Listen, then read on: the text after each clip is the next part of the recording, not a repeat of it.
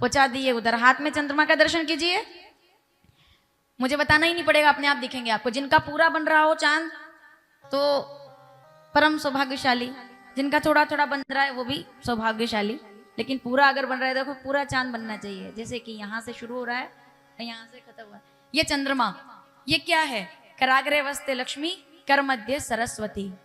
क्योंकि चंद्रमा भी समुद्र से प्रकटे हैं और लक्ष्मी भी समुद्र से ही प्रकटी है, तो इसके कारण से कर मध्य सरस्वती, कर मूले च गोविंदम, प्रभाते कर दर्शनम। सब तो आपके हाथ में है, सब देवता तो आपके पास है, फिर भी ना कोई दर्शन करे, फिर भी रोता ही रहे, परेशानी होता रहे, तो भगवान भी फिर क्या करे? आप भजन करें, आप त्रिकाल संध्या करना चाहते हैं ना, मैं बहुत साधारण सिंपल बता रही हूँ आपको। सुबह उठिए, सबसे पहले अपने हाथों का दर्शन कीजिए, पृथ्वी को प्रणाम कीजिए। दोपहर हो जाए, त्रिकाल संध्या किसको कहते हैं? संसारियों के लिए। दोपहर हो जाए, अब त्रिकाल संध्या कैसे करोगे आप? अब हर समय तो भगवान के सामने नहीं बैठ सकते, कोई बात नहीं, कोई भी बात नहीं, हम आपके लिए सरल कर देते हैं ना। आप संध्या करने तो नहीं बैठ सकते, भोजन करने तो बैठते होंगे ना दोपहर में। अब लगभग सभी बैठते हैं, तो जब भोजन की थाली सामने आए, भैया एक नियम तो बनाना पड़ेगा आपको, ये मेरी दक्षिणा है शिव पुराण की।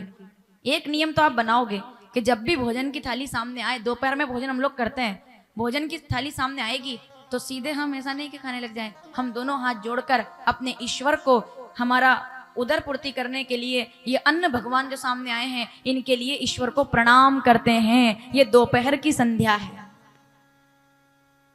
आई मेरी बात समझ में आपको? बिना ईश्वर का ध्यान किए अपने बच्चों को भी सिखाओ आप। अब मैं थोड़ा सा क्या है कड़वा बोलूंगी और आपको फिर ऐसा लगेगा कि ऐसा बोल रहे हैं। हम क्या बात करें? आप मोबाइल में कार्टून ना लगाओ तब तक आपका लड़का भोजन नहीं करता है। गलत बोल रही हूं तो बता देना आप। मम्मी के एक हाथ में मोबाइल, एक हाथ में बच्चा, और उसमें चल रहा है मैं तोता कालू मदारी आया। असली बात है, कालू मदारी आया, हाथी राजा कहाँ चले, सूंड उठाकर कहाँ चले, चल रहा है मोबाइल में। अब अगर थोड़ा सा बंद कर दो तो ये उत्पात मचा दे, फेंक दे थाली। नहीं होता है क्या ऐसा आजकल? और किसकी वजह से हुआ है? ईमानदारी से अब मान लो इस बात को आप, किसकी वजह से हुआ? क्या वो बच्चा जन्म लेते ही मोबाइल लेकर आया था? क्या वो बच्चा हाथ में मोबाइल पकड़े हुए था? क्या वो बच्चा मुट्ठी में मोबाइल बांध के लाया था? क्या है ना, मुट्ठी बांधी उसने, लेकिन उसमें क्या सिम कार्ड थी? मोबाइल था?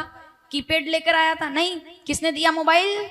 आपने दिया मोबाइल, क्योंकि आप व्यस्त थे और आपको लगा कि बच्चे को कैसे गपलाएं, कैसे बहलाएं, तो आपने उसकी जिद पूरी करने के लिए मोबाइल उसके हाथ में दे दिया। आपने केवल मोबाइल हाथ में नहीं दिया है, आपने आपका भविष्य उसके हाथों में दे दिया है।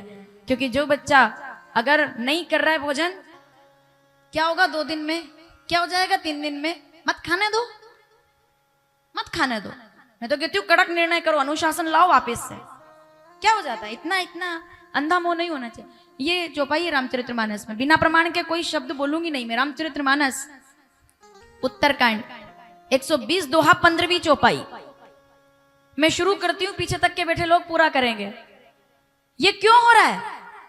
क्यों हो रहा है ऐसा? क्योंकि मोह सकल व्याधिन कर मूला, और जही ते पुनि उपजई बहु सूला।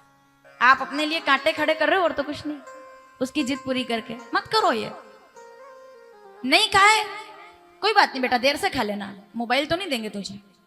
हमने दिया, हमने उसको समझाया, हमारे पास समय नहीं था। अब चक्कर ये कि बच्चों को क्या दोष दें? कई बार ऐसा होता है बच्चा इधर टंगा रहता बेचारा और माता जी स्वयं, वो भी तो बड़े शहरों में देख लो आप, ये हालत है। बच्चा लटकते लटकते गिर ही जाता है, ये मोबाइल नहीं छूटता इधर से। सवाल ये थोड़ी है कि मोबाइल होना चाहिए कि नहीं, ये तो बहुत छोटी बातें हैं। पर आपके संस्कार जैसो खावे अन्न, मेरी एक बात मानिएगा, आपके बच्चे को भोजन करते समय शुरू से ही हरे राम हरे कृष्ण का भजन करके भोजन करने की आदत डालिए। आपका बुढ़ापा अपने आप सुधर जाएगा, क्योंकि संस्कार आप दोगे। ये कथाओं में कोई ताकत नहीं है। हमसे लोग कहते हैं कि सुधार दो बच्चों को, अच्छा अब ये काम भी हम करें, कमाल है। बच्चा आपका जिद करता है, आप हम लोगों से आके कहते हो बोले क्या करें, सुनता ही नहीं है, क्योंकि आपने सुनाया नहीं। लंबा विषय है, इस पे बात नहीं करेंगे। शिव पुराण में मैंने कोई बात की नहीं है संसार के बारे में, आप 3 दिन से इस बात के गवाह हो। भागवत में तो हम करते रहते हैं इधर उधर बातें, कुछ ना कुछ समाज से जुड़ी हुई। शिव पुराण में मैंने कुछ बोला ही नहीं, ये पहली बार है आज कि मैं इतना बोल रही हूँ, वरना मैंने कथा पे ही ध्यान दिया पूरा।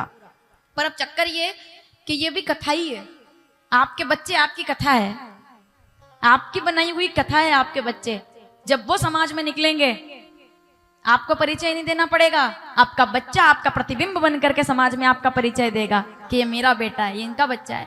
इसके लिए जरूरी है संस्कार, बहुत जरूरी, और ये आप कर सकते हो।